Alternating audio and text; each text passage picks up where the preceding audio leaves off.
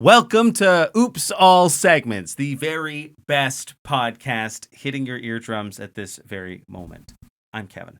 I'm Thomas, and we are back from our little sojourn into the non-podcast realm. Did you miss us? Call us John Goodman as a T-Rex. Yeah. Because we're back. A dinosaur story. So John Goodman was in a film. He voices a T-Rex in the movie We're Back. Film called We're Back, a Dinosaur Story. Yeah. Damn, that is a deep cut. God, he's the best, isn't he? Oh my God, I love him. It's a great movie. It's awesome. And if you're a Buffalo football fan, you might be excited about our guest this week. His name is Jeff Gobeil. Because he loves the freaking Beals. Welcome, Jeff. It doesn't have an S on the end, but we're excited to have him. He's a stand-up comedian. We were going to end the podcast permanently, but Jeff reached out, so instead we're doing more episodes starting with him. I guess we'll come back.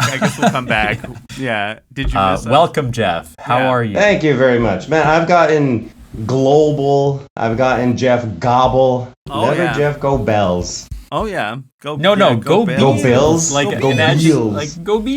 Like if you're like a sort of weird guy who likes football, you might say Go Bills. Yeah, that's funny. Yeah. When I was in middle school, I asked a girl to a dance. I called her house, and the caller ID for the Gen Z listeners, which is what the call display that would show up on the house phone because you didn't have mobile phones back then. It said my last name, which is Ramberran, and this became my nickname throughout middle school because kids. The story got around. The mother of the girl I was asking out to the dance picked up and said, "Who's Raisin Bran?" So yeah, the worst of the cereals. Yeah, genuinely, if you're gonna be named after a cereal, Yeah. Raisin Bran, yeah.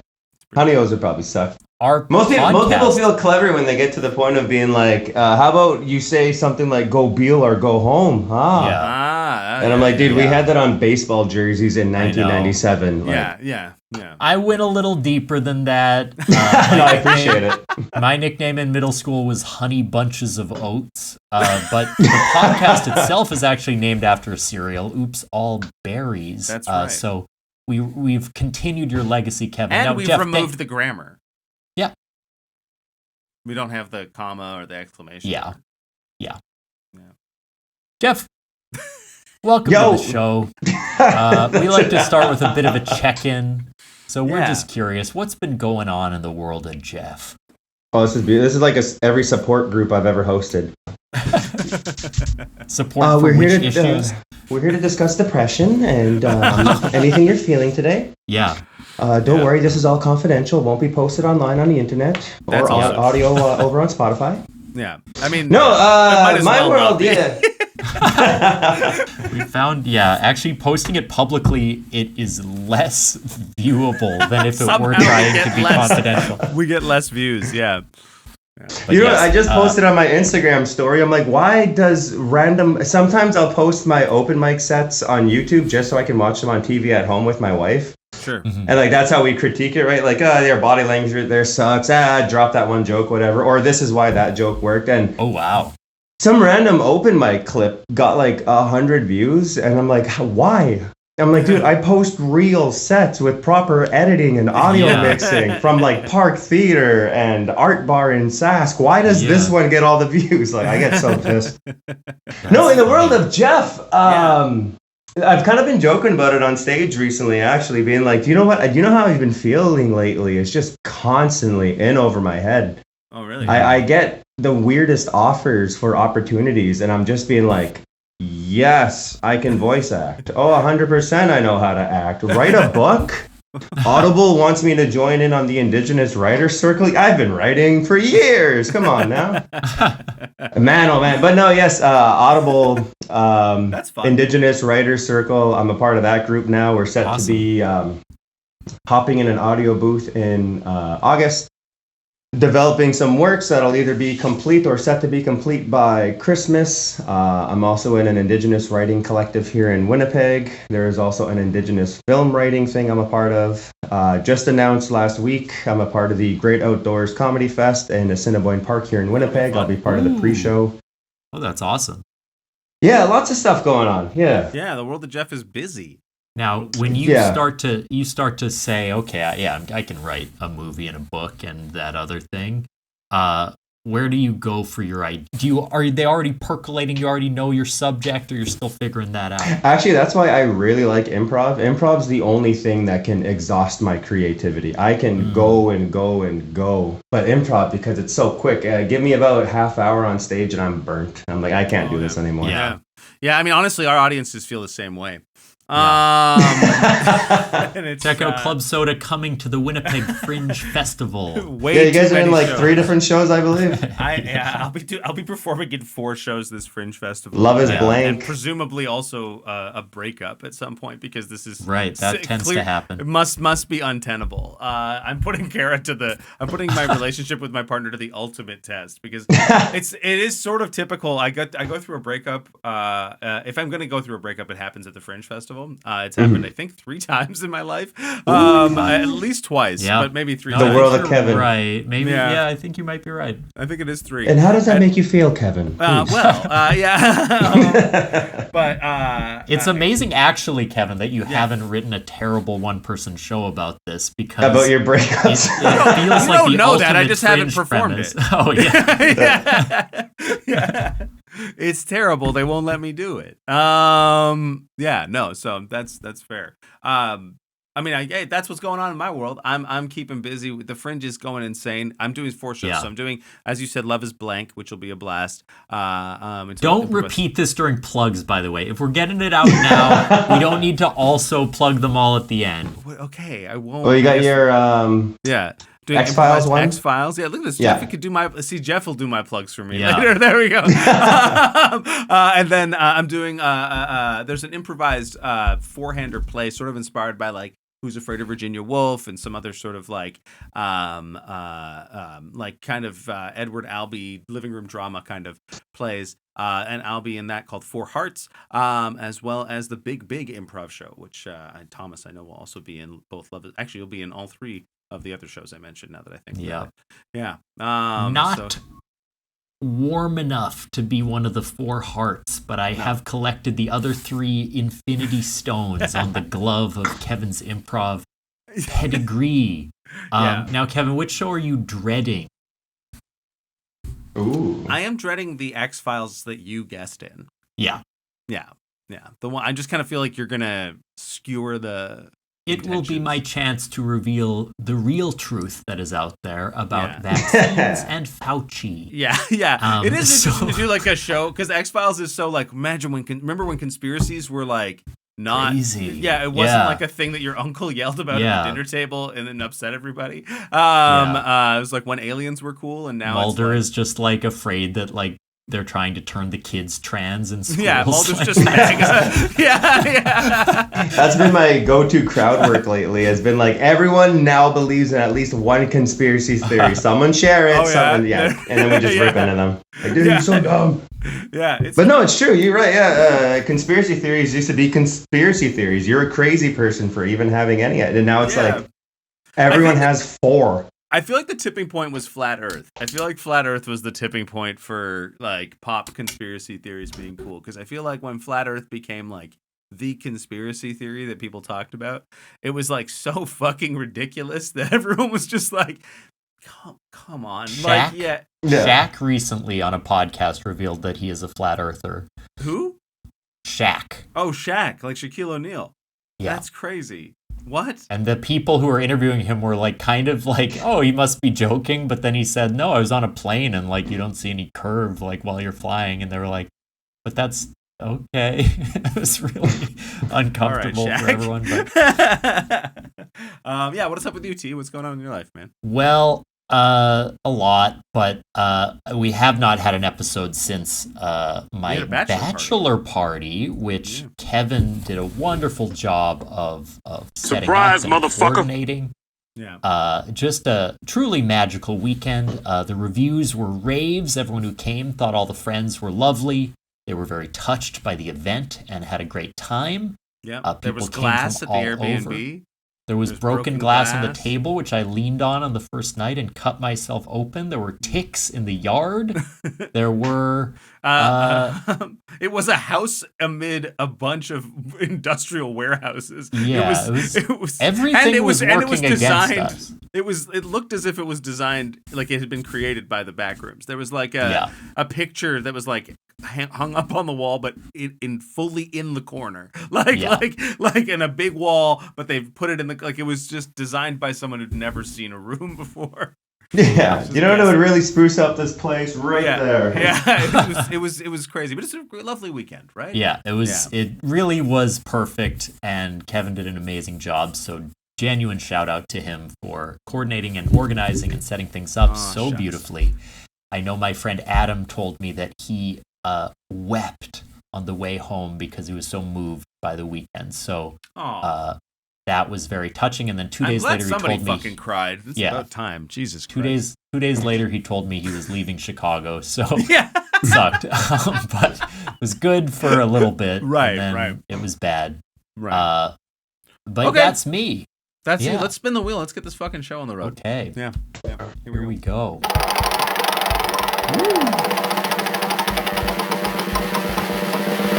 What do we got? Segment. I gotta spin again. I'm sorry. It was in a big batch of ones we've used already. Woo! How big?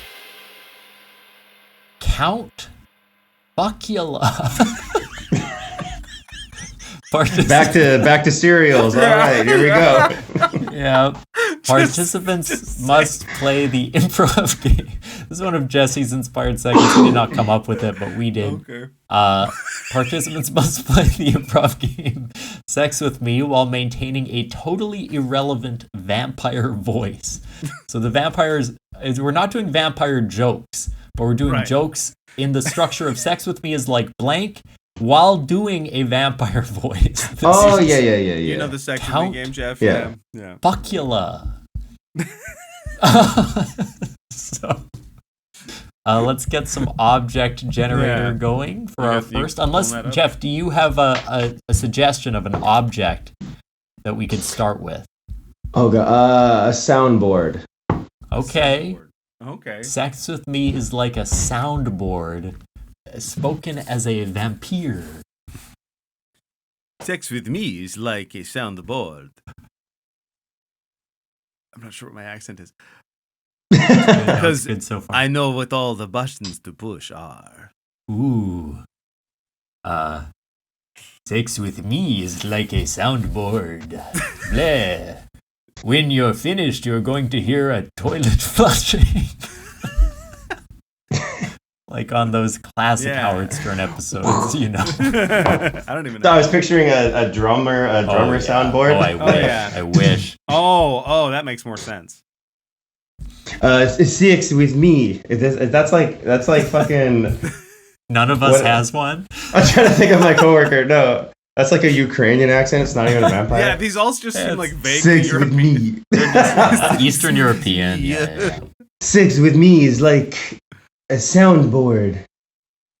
It's really hard to turn me on. Oh, there we go. That's good. That's good. Sex with Me is like a soundboard because only the grumpiest, dirtiest man in the building knows how to get me going. Bleh. Sex with Me is like a soundboard. I put the male insert into the female plug socket. Oh, got him. Okay, that one's pretty good. Sex with Me is like a soundboard. You're gonna want a little flashlight. It's always helpful. A torch into the bedroom. Genuinely further and further from. Yeah. I don't even know if I know what a vampire sounds like. Yeah, I thought I did, but I thought I did, but actually very impressive. It was my dad's go-to accent, being like, really? I want to suck your blood. Yeah. Oh, the V. None of us have been doing the V. I want, yeah. I want to suck. We should be saying sex with me. Then we'd all do it. Sex with me. Okay, let's get a new suggestion for a job. Yeah, I got a delivery driver. A delivery driver. All right. Sex with me is like being a delivery driver because one of us is peeing in a bottle. Cool. Sex with me is like a delivery driver. I might bring it in soggier than you want it. Oh my God. Sex with me is like a delivery driver. You're going to leave me on your porch. That's good. I feel like these all kind of sound like we're doing Mexican accents. No, they don't. No one said that. No one had to say it. They don't sound like that, and they're not that. I can't even sneakily Google voices. It. My phone's recording my audio. Yeah. These are vampire voices through and through. Yeah, you're right. Sorry. Let's do sex with me is like a shoemaker. A shoemaker. Sex with me is like being a shoemaker. Can you cobble these nuts? Pretty strange. Well, instead of gobble. Yeah, I get it. Can you cobble these nuts? I don't know, man. Don't get into the fucking You weeds had to go with first it every time. It is harder. Yeah. Bleh. Sex with me is like a shoemaker. I directed the film Batman and Robin. Oh my God. Joel Shoemaker. It wasn't a joke about sex at all, but no, you just said you're Joel Schumacher. Sex with me is like a shoemaker. You're gonna want some air, Jordan. Yeah, Jordan. Yeah, take that, Jordan. Fuck you, Jordan.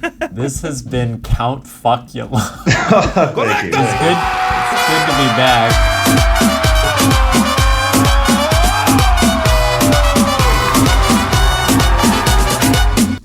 That was a great segment. Shout out to Count Fuckula. Count Fuckula.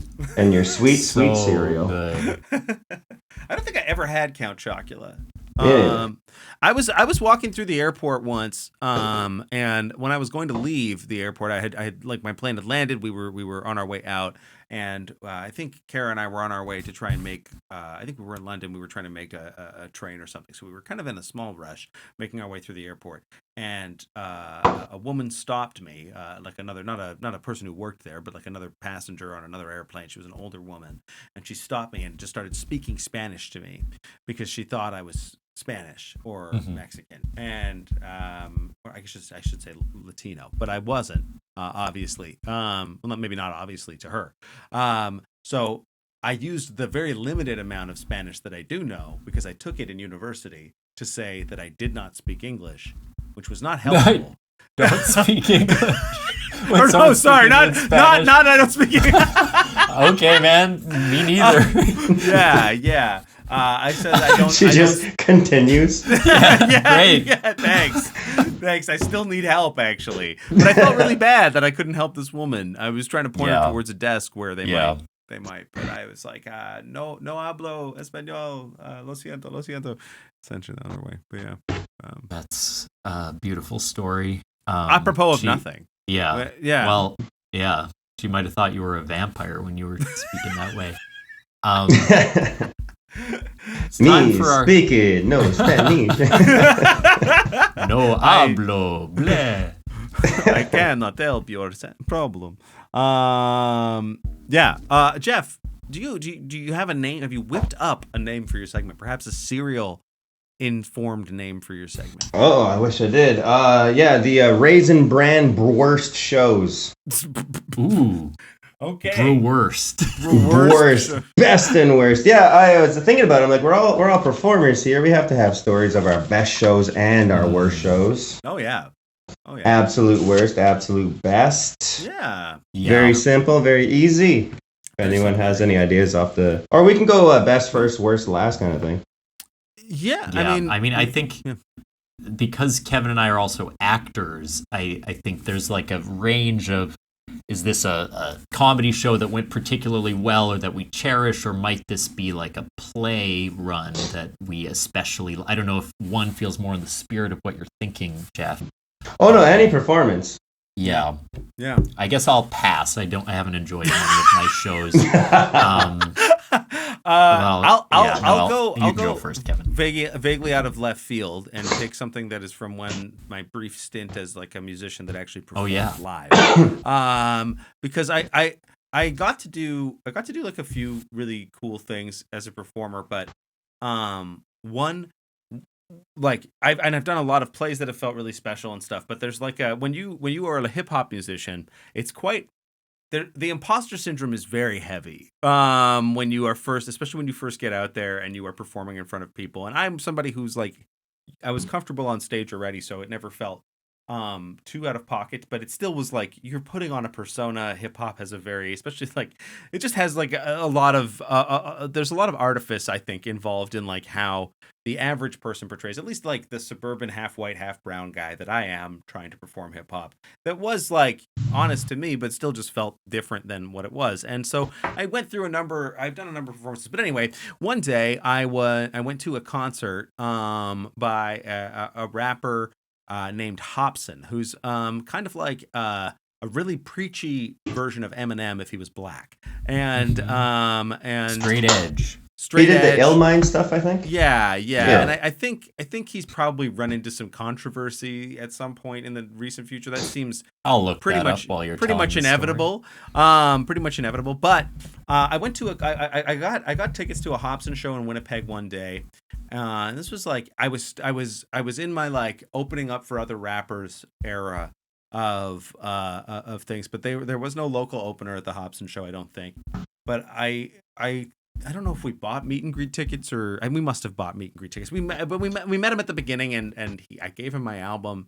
We talked briefly, and then during the show, there's a song that he has that's like a song with another rapper, and that other rapper was on my album at the time. So he picked me out of the crowd and was like, "You have this guy in your song. Come up on stage and do my song with this guy with me. Like, you do his verse on this song." But the thing is, you have to crowd surf while you do it. And then he like, so then there's like this really grainy video of me doing this and crowd surfing. And it just like, the crowd was obviously very hyped because they were there for him. And so I was just like a guy who got to do this thing. But I actually fucking killed it because I was a rapper. I didn't know the verse. So I did a good job. And I felt like a true rock star that night. That was like, I got crowd surfed. I was rapping lyrics and stuff, hanging off the ceiling. And like that felt really, really cool. I got to do a similar thing, not the crowd surfing part of it, but when I opened for MGK, that also felt very like. You know what? I was just about to ask, did you open for MGK? I did. I was at that show. You showed up with a backpack. At Reset, yeah. Evan and Megan. I remember something in common. Sorry. Yeah. So I've seen you both perform over a decade ago. Yeah. Yeah. What's up? I don't want to repeat it because it was profane and immature and potentially a little misogynistic, but some people might hear it in the background. I said Kevin and Megan Fox have something in common. They both opened up for MGK. So I don't care for it, but I did want to make sure it was recorded. And now you can continue. Blah. I mean, that's my MGK is like rapping with Kevin.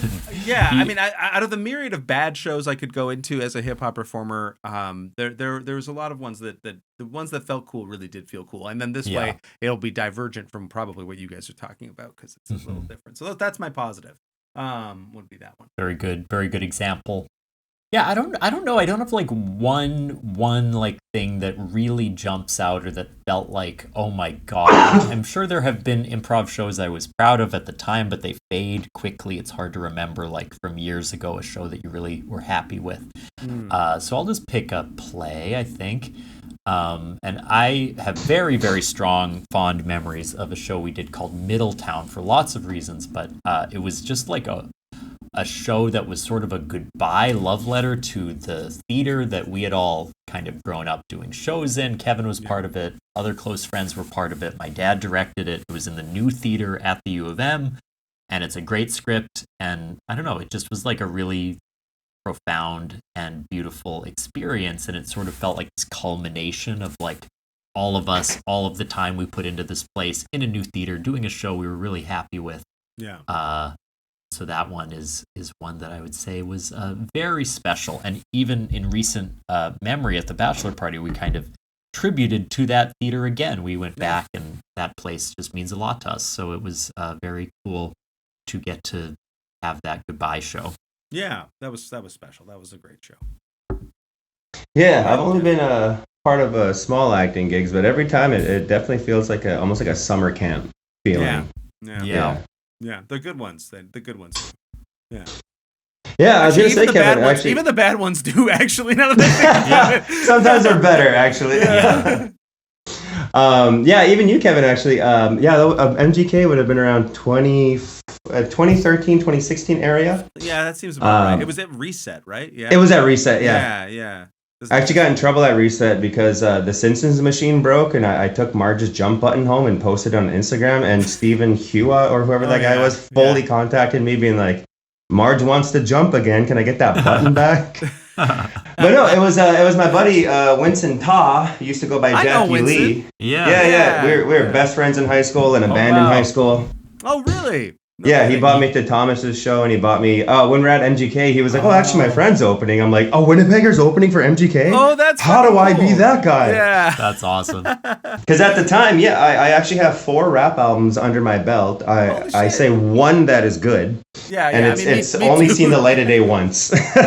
Oh, yeah. Yeah, once I wrote the good album, I'm like, hey, I can stop, because this is a living hell. I need to stop thinking in rhyme. Yeah, it is a nightmare. That's awesome. But yeah, I had no idea. That's funny. Our circles are more Winston has also stage managed several of our shows, and we collaborated with him quite a bit. Yeah. Love Winston. Yeah, no, we went to the same elementary together, different high schools, but then I hated my high school and he hated his, so we just we clicked. Clicked that way. Yeah. Yeah. Every time I had a high school party, I brought him, and vice versa. And our circles went from being really crappy to like really cool people because we got to choose from like a bigger pool. Awesome. Yeah. I haven't seen him in a really long time, actually. Yeah, me neither. We send the odd message maybe once a month still. Yeah. But haven't really hung out. It's good shit. Yeah. Good dude. Yeah. Very funny. My best show is actually a failure. Rumors Comedy Contest. First time I ever entered. Wait, you're going bad first? After? No. It's my best show. It's my most proud. I see. Okay. Best show. It was I heard like bad show as well. Yeah, no, you said failure after. It was a failure, because I didn't pass. Rumors Comedy Contest, the first time I ever entered, funniest person with a day job. I was so proud that I could even make it past the first round in under a year of being a stand-up. I went home, first time ever actually writing a script, was trying to make the tightest 5 minutes with the highest LPM. And when I got there, I realized my competition is Scott K, this one dude who used to do stand-up, he's since quit, and Dewey Parker. And then I looked at the rest of the roster, I'm like, dude, this is like having the finals night early. What the hell? Because not to judge on anyone else, but I'm like, this is like the best of the best, and I can stand among them. And I can say, without any ego, I hopped on that stage and I truly gave it my all. Yeah. And then instead of going back to sit with my wife, I ended up sitting with Dewey, and then Scott K joined us, and then the other comic, and we ended up just having like a competitor's table, and it was such a beautiful feeling. We all went up, we all did our best. Me and Dewey were both knocked out that night, but it was just one of those feelings where I was like, dude, if this is the comedy community, I can do this. I've never felt so supported, so much love. And I know I did good, and the other guys definitely deserved to pass, but it was just one of those best shows. I always hold on to that one. That's awesome. Yeah. Friend of the show, You know, Dewey Parker. Shout out to that did make me think of, I was thinking of like special improv shows, and this is a weird one, but I do remember, because for a long time, before Club Soda was like really performing often, we just rehearsed, and we were just friends, like practicing like improv, years. which was extremely fun. Yeah. But we did like our first show at this Rudolph Rocker space, and I do remember that show being a fucking blast. Like, it went so well, and it great it audience. shouldn't have either. We also should have been. We also got locked out of the venue. They didn't open the doors for us, so we like kind of broke into the venue. There was no toilet paper. Dan had to bring his own toilet paper from home. So we had toilet paper. We had to like rearrange the space. It was terrible. But I think it's when you rehearse for a while without performing. Yeah, it's so scary, because you're like, I don't know, will anyone come, and are we even able to do it for an audience? And then it just like instantly clicked, I remember, and it was like lots of laughs, really fun, like we're all connected. So I think very fondly of those early shows where we didn't know how to really produce improv yet, but like it was very satisfying. Yeah, it was. Was that weird venue where you had to go up almost like the third floor? Yeah. Oh, okay, that's probably where I saw you then. Yeah, that makes sense, because I think I had to wait in the hallway while chairs got set up. Yeah, it was like really pillows hot on the floor. Yeah. Couches. I'm pretty sure that's where I saw you then, Thomas. Yeah, we did. I remember very specifically one of your bits. I can't remember the joke, but I just remember you being on stage like this for like forever. And I have that like burnt in my head. I'm like, why won't he move? It's not even a part of the game. He's just doing it. I can see. I do remember that scene for some reason. Clearly, I truly don't remember. But that was me. I was playing a shitty boyfriend with Lori, I believe. There was a gay black movie that had just come out, I believe, and then you just flipped the title. Yeah, and then you were like, I'm Sun Time or something like that. No, there should be a movie about a straight white kid called Sunlight or something. That's 100%. Yeah, I have that burnt into my head. This is literally the first show we ever did. I know. And you guys are recalling. It's strange shit from that I remember stuff. It's just that I don't know. This. Like, and I remember the poster, you being like this or something like that. Yeah. That was my first improv show I ever had, and it was super inspiring. Wow, thanks, man. Awesome. I'm glad it. What a weird nostalgia trip. That's cool. Yeah, no kidding. And here I thought you were just some chump we were asking to do the show. Some dickhead stand-up comic who thinks he's better than improv. Now for the shitty shows. Now for the bad memories. Let's pour out the poison. Here we go. Well, take a look at the wall behind me. No, I'm just kidding. Take your pick. Yeah. My wall of shame. Bad shows. I know mine. You know yours? Yeah. The problem is I can't remember which we've talked about on the show before, but like there are plenty of classic Club Soda weird venue shows which we've probably talked about. I think the burlesque one was a low point. The burlesque one stands out in my mind as one of the worst. But I have a different answer. Okay, so if you want to I'll talk do this about one. that, you can. We got actually just after we did Middletown. We got asked by a friend of ours who was in Middletown, who was doing a 90s dance. Like, it was a 90s burlesque cabaret. So the show was a cabaret show, and she thought it would be an interesting idea to have some improv at the cabaret. She was wrong, but that doesn't matter.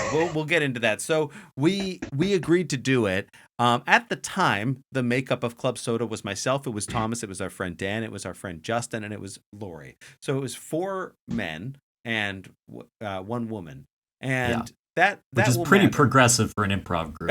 At the time, to let 1 woman into the group was the big. That's almost 25% female. And it's probably important to note that we were also in our nerd era. We were all pretty like dorky guys. University. Not anymore, obviously. No, now we're self-actualized and awesome with huge dicks. But back then we were tiny cocked little nerd boys. We got contacts and LASIK, and now we're different guys.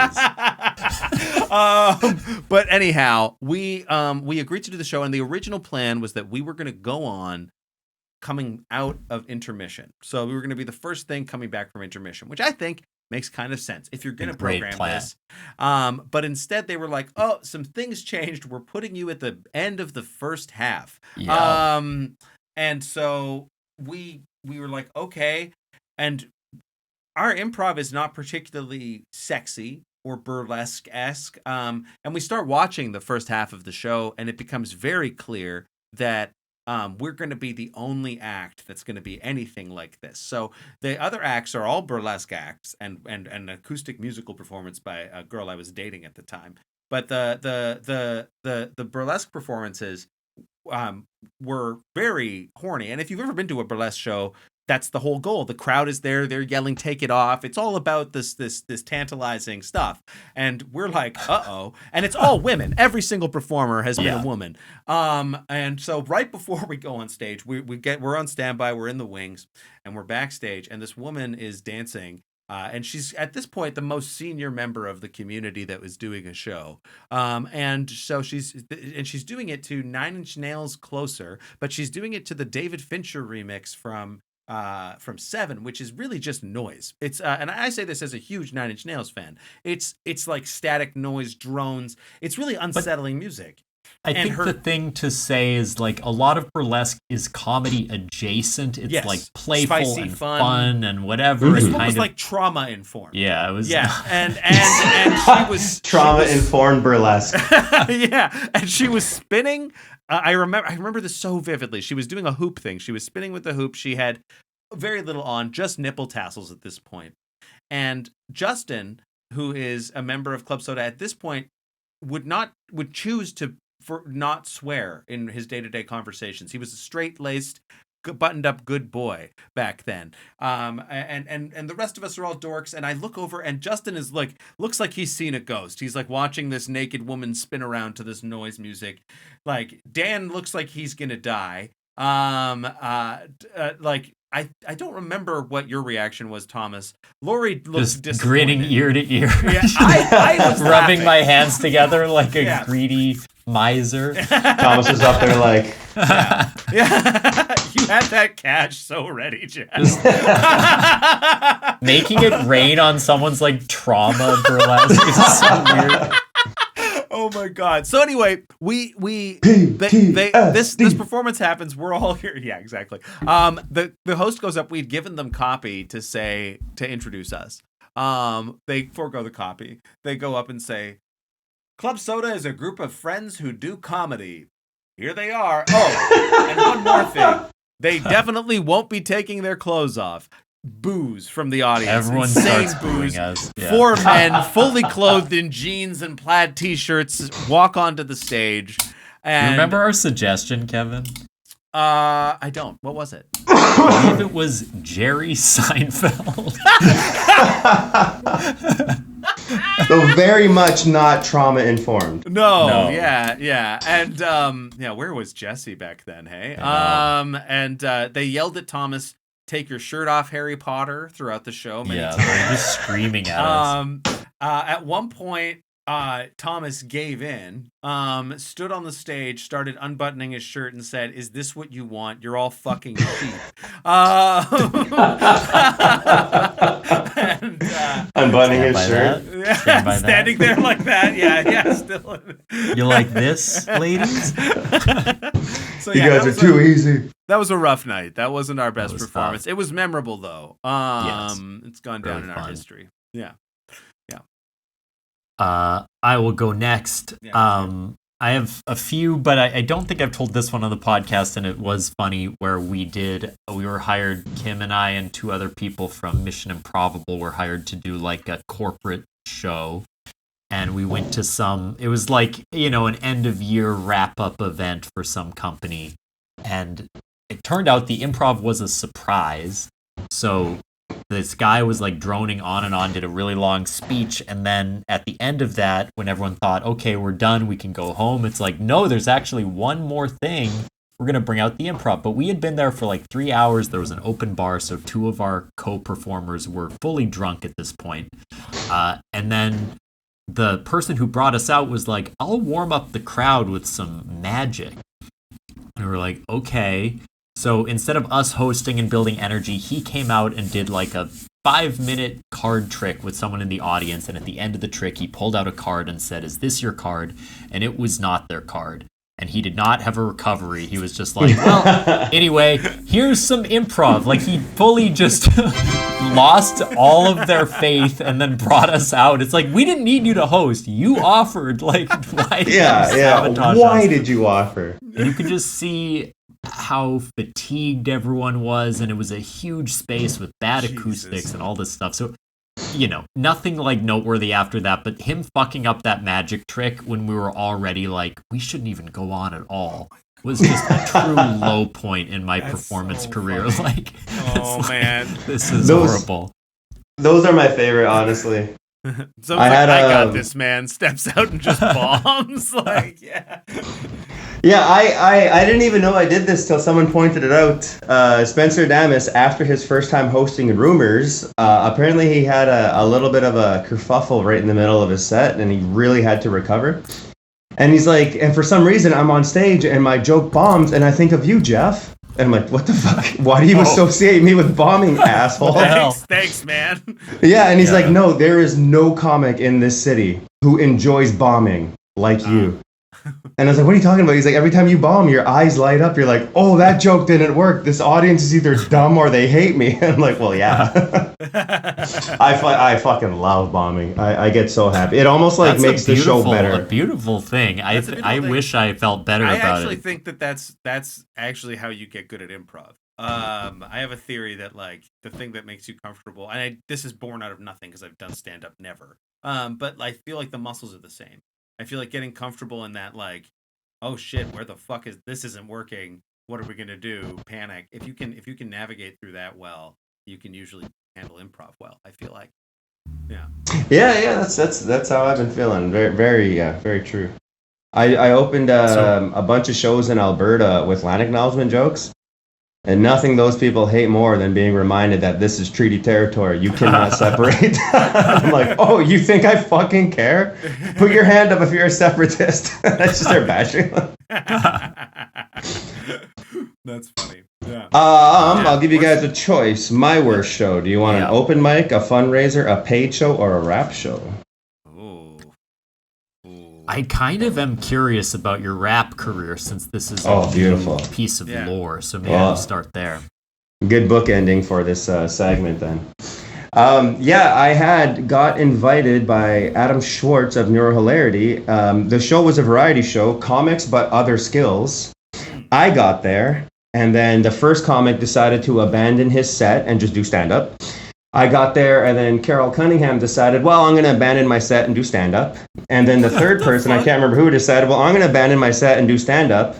And it was one of the opportunities where I got the headline for the first time ever, even if it's just a 15-minute whatever. I'm like, can I do stand-up? And they're like, oh, no, we're really looking forward to your rap. And it went well. So based off the strength of that, he actually booked me on a corporate. Okay. Well, I was a little too confident. Rap. Corporate rap, yep. There was some kind of like half fundraiser, half disability, inspo porn kind of thing. Okay. So I got there and I'm like, well, I actually have a couple recent songs because my album was written in 2016, but this is actually just last year. So opened with probably my most vulgar song, went into a song about me getting molested, and then I went into a song about my therapy journey. And then they got complaints, please never bring that guy back. To total silence. They're like, the subject matter was a bit heavy. Getting booked for a corporate gig and then doing like your version of Stan and you did your version of that lady's burlesque performance, basically. Yeah, it was, and oh my god, it's so trauma informed. Like you can read the lyrics and be like, you can actually get something from it, which was kind of the point of that one experimental song. Yeah. But the rest of it, it was just vulgar horse shit. I was trying to make it as rhyme dense as possible, and sometimes if I'm not gonna make sense, might as well swear a bunch. Sure. Yeah. Totally. That's hilarious. I can't imagine. So I just finished doing a corporate gig out in Snow Lake last weekend, which is like a 7-hour drive. I thought it was a high school. It was, but it was a high school graduation in Snow Lake, which is a very small community of like around 1,000 people, I think. But it was like also a corporate event, or it was it was booked. Sorry, I should say it's a corporate in the sense that it was booked. It was booked like, hey, we're paying. It was booked through the same way that we would book a corporate gig. It's like through the same channels.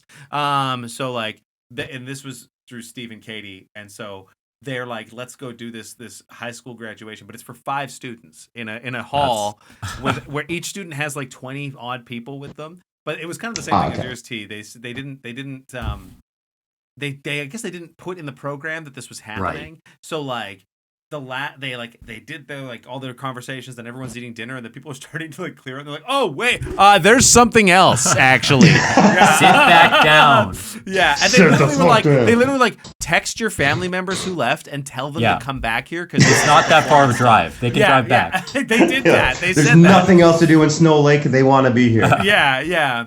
So they were not ready for improv, but yeah. Free drink tickets if you watch. Come on. Yeah, exactly. For high school students, you can get. It's time to begin your adulthood by being forced to watch comedy you didn't know was happening. Well, this has been Jeff, the show. What a wonderful segment! What a wonderful episode! I love that segment. I'm thinking we're back. I'm thinking we're back. Han Solo or I don't know. I don't know, man. I have a startling fear that we're going to be releasing less frequently. So if you do listen to this podcast regularly, my mom called me concerned about my health because we hadn't put out an episode in 2 weeks. Yeah. She thought I was dead. Because it's pretty much up to us. I don't know that it's like a fear that we like. Yeah.